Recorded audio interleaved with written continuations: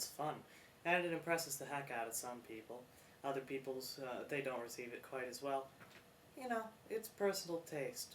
You want to do it? It's fun. You don't? Good for you.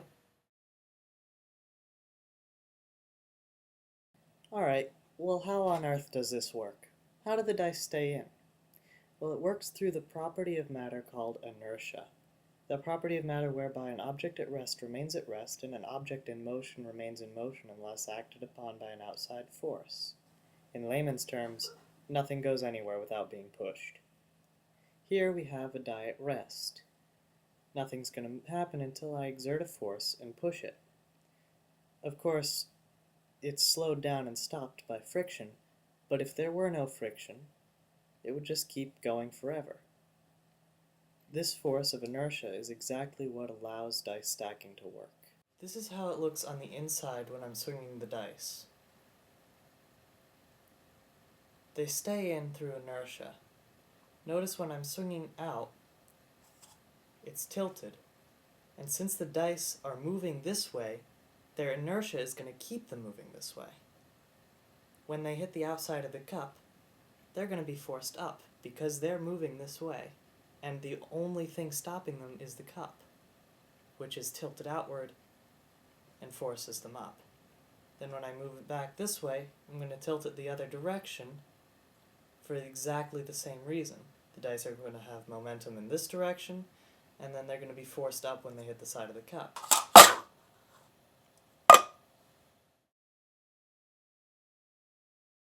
One really important thing is the equipment.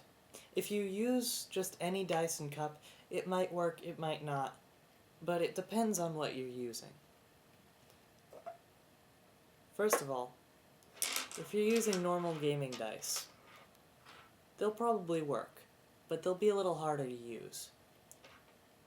They're light, they're rounded, and they tend to fall all over each other and bounce around.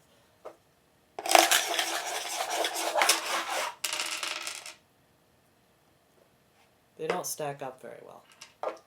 What I use are used casino dice. These are heavy, 19mm standard, straight dice. They don't bounce too much. Of course, they bounce as much as a die should. And the cheapest you can possibly get these on the internet is from the link in the sidebar. So if you're wondering where to get these, the link in the sidebar. Cheapest place on earth to get it.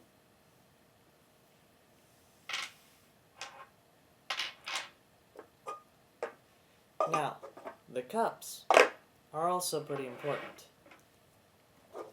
You're probably familiar with these, stacking cups.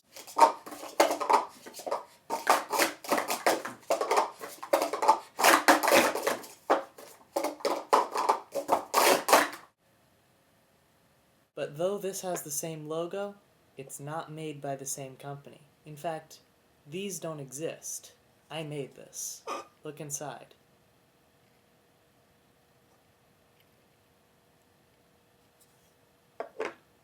This was an ordinary plastic smiley face cup, and since I was going to be turning it over, I didn't want it to become a frowny face, and I put decals on it. This sort of cup works great, but it's sort of flimsy. Tends to make a really awful noise when you rub it against a table, and breaks pretty quickly. But the very, very important thing about speed stacks is you can't use them. Because if you look inside, you see those ridges? Those are meant to separate the cups out so that when you're stacking them, there's a lot of airflow through the middle and you can stack them without sticking. It also knocks the dice all over the place. They won't stack inside a SpeedStacks cup. So, no good. Also, any other cup with sort of ridges like that probably won't work very well. Here's the basics. In order to scoop the dice, you come in from the side underneath their center of gravity so that they tilt in and go up. Then you tip it over to the other side, it captures them inside. So I'm gripping it on the outside, of course. I'm just using my hands to pull it in.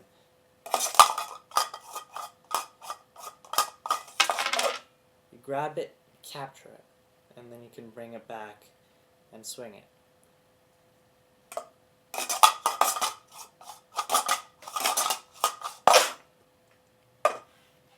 The landing is the really difficult part. You want to come in close to the table, about 5 degrees from the table, and then stop. Like that. The tempting thing is to slam it. As you can see, that doesn't work very well. It might work once or twice, but it's on the whole not going to be very consistent. What you really want to do is sort of drop them on the table. If you've got casino dice, you can sort of come in and not even touch the table with the cup and just drop them off.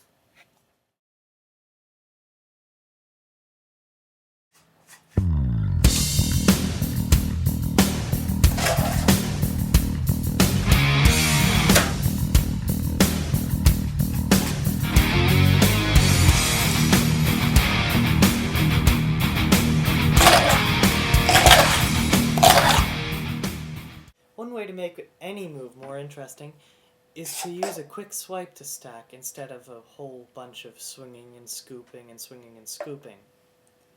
Here, I've placed these dice rather close to each other, but still separated, so that when I swing this way, each die gets knocked into the last, but only after they've been knocked in themselves. That just takes practice.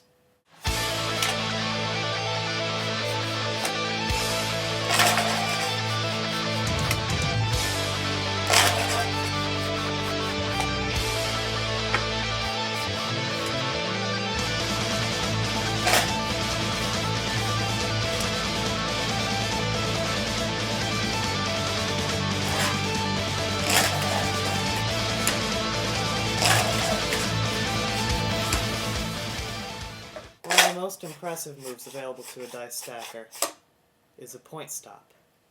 You can land it on anything, but a tower of dice is probably the most impressive of the bunch. But it's really difficult to learn, and it's almost impossible to do it with any dice except for casino dice.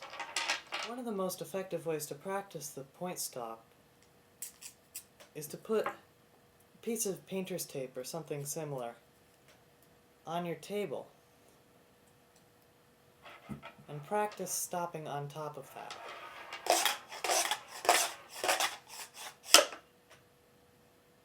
I came close.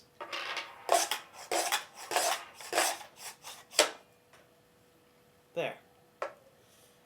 Once you can really consistently land it on top of that piece of tape, then you're ready to bring it up to bottles or other stacks of dice.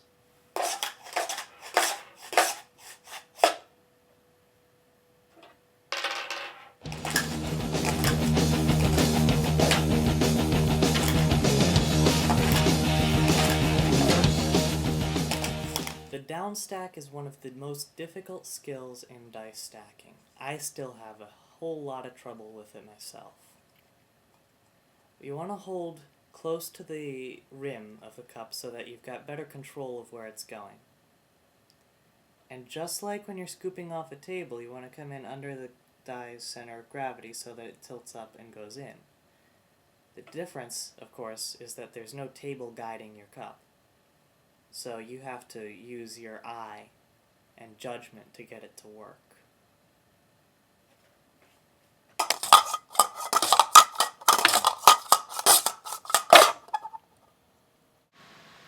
So dice stacking is a lot of fun. When you're starting out, you can get a little frustrated, but once you get better, your only limit is your imagination. Keep practicing.